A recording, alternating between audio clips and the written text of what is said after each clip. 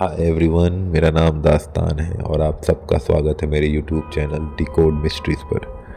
आज का हमारा पहला टॉपिक होने वाला है द फॉल्स मसाया यानी कि दज्जाल। इस टॉपिक में हम जानेंगे दज्जाल नाम के मतलब, दज्जाल कैसा दिखता है, दज्जाल कब आएगा और दज्जाल कहाँ पे है, दज्जाल के चाहने मानने वाले कौन हैं, कौन लोग बेसब्री से दज्जाल का इंतज़ार कर रहे हैं दुनिया में आने का। तो चलिए बिना कोई देर करे हम शुरू करते हैं अपने इस टॉपिक को। तो दज्जाल दज्जाल का मतलब क्या है? अगर हम दज्जाल का मतलब ढूंढने निकलेंगे तो हमें ये मालूम पड़ेगा कि जो शख्स झूठ बोलता हो, झूठ फैलाता हो, लोगों को गुमराह करता हो, उसको दज्जाल कहते हैं। दज्जाल दिखने में कैसा होगा? दज्जाल के बाल बहुत घने और घुंघराले होंगे। दज्जाल एक आंख का होगा, उसकी बाईं यानी कि लेफ्ट आई पूरी तरह बंद होगी। उसके माथे पे काफिर लिखा होगा। कहते हैं जो लोग एक खुदा में विश्वास रखते हैं वो लोग उस शब्द को अपनी आंखों से पढ़ पाएंगे, और जो लोग का ईमान एक खुदा पर नहीं है वो उस शब्द को नहीं पढ़ पाएंगे। अब जैसे कि दज्जाल नाम का मतलब ही झूठा फरेब है, गुमराह करना है, तो आप सबको ये बता दूं कि दज्जाल जब इस दुनिया में आएगा तो अपने साथ दो चीज़ लाएगा, एक जन्नत और एक जहन्नम, जो कि एक छलावा होगा। जो लोग उसकी जन्नत की तरफ जाएंगे उसकी जन्नत को देख के खुश होंगे और उसके कहने पे काम करेंगे, दरअसल में वो जन्नत उनके लिए जहन्नुम बन जाएगी। और जो लोग उसके काम को ठुकराएंगे, उसके जहन्नुम में डाले जाएंगे, वो दरअसल जन्नत में जाएंगे। आखिर कहाँ है ये दज्जाल? ये किसी को नहीं पता है। कहा जाता है कि दज्जाल एक टापू पे है और उस टापू का पता किसी को नहीं है। तो फिर जब किसी को उसके बारे में पता नहीं है तो हम सब इतना कैसे जानते हैं कि दज्जाल कैसा दिखता है? इसके पीछे भी एक वजह है। एक तमीम अलदारी नाम के एक मर्चेंट हुआ करते थे, जो एक बार अपने 30 आदमियों के साथ समुद्र के रास्ते से कहीं व्यापार करने जा रहे थे। सफ़र में उनको एक भयानक तूफ़ान का सामना करना पड़ा। वो तूफ़ान इतना ज़्यादा भयानक था कि 30 दिन तक वो समुद्र में लहरों के गोते इधर उधर खाते रहे और रात के अंधेरों में भटकते रहे। जब तूफ़ान कुछ थमा तो उन्होंने अपनी एक छोटी कश्ती के सहारे एक दूर देखा टापू पे जाके पनाह ली। जैसे ही वो उस टापू पे पहुँचे तो वहाँ पे उन्होंने एक अजीब किस्म का शख्स देखा, जिसका बदन पूरी तरह बाल से ढका हुआ था। उसके जिस्म पे इस कदर बाल थे कि उसका चेहरा किधर है और पीठ किधर है इसमें फ़र्क नहीं मालूम पड़ता था। जब उन लोगों ने उससे उसका नाम पूछा, उसके बारे में पूछा, तो उसने अपना नाम जसाजा बताया और उन लोग से कहा कि जंगल के अंदर एक मोनेस्ट्री है जहाँ पे कोई उनका इंतज़ार कर रहा है। वो लोग फिर उसके पीछे पीछे उस मोनेस्ट्री तक गए, और जब वहाँ गए तो उन्होंने देखा कि एक लंबा चौड़ा खौफनाक शख्स को चेन से जंजीरों से जकड़ा हुआ है। वो इस कदर जकड़ा हुआ है कि इसके दोनों हाथ पीठ की तरफ करके गर्दन से बंधे हैं और पैर घुटने से मोड़ के एड़ी की तरफ बंधे हुए हैं। ये शख्स कोई और नहीं, दज्जाल था।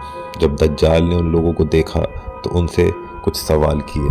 उसने पहला सवाल किया बैसन के खजूर के पेड़ के बारे में और पूछा कि क्या वो पेड़ अभी भी खजूर देते हैं। तो उन लोगों ने जवाब दिया हाँ, वो पेड़ अभी भी खजूर देते हैं, जिसके बदले उसने कहा बहुत जल्द वो फल देना बंद कर देंगे।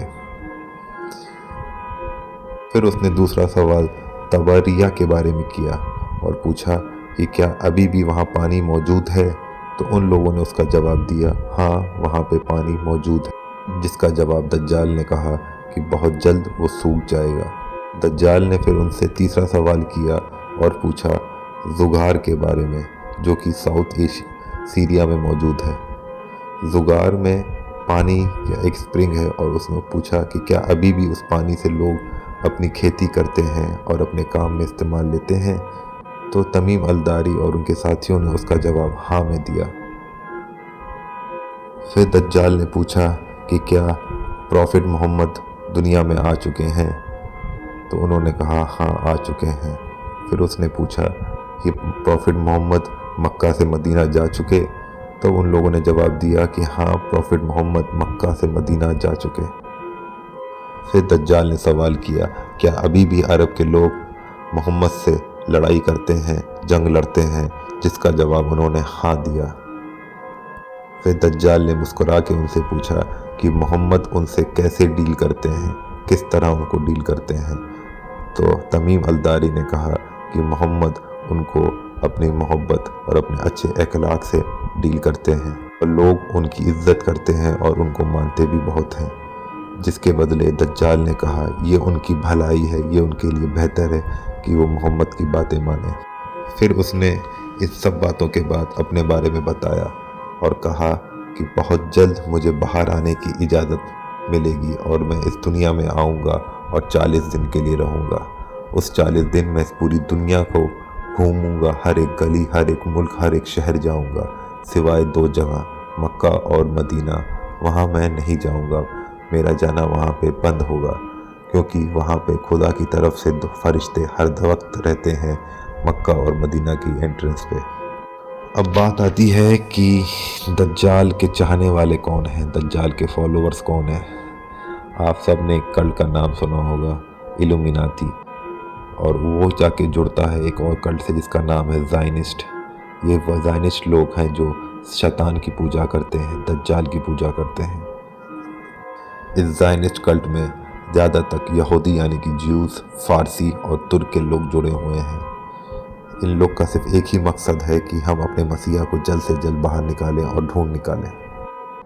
माना जाता है कि इन्होंने दुनिया के हर एक कोने में, हर एक टापू पे अपने मसीहा के लिए खोजा, लेकिन उनको आज तक अपने मसीहा का पाना मुमकिन नहीं हुआ।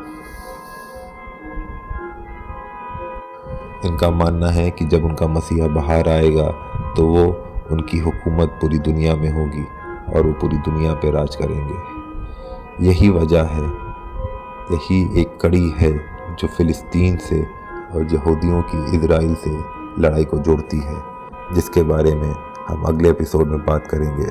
तब तक के लिए good night. Please share my channel, like my channel, subscribe my channel, and please like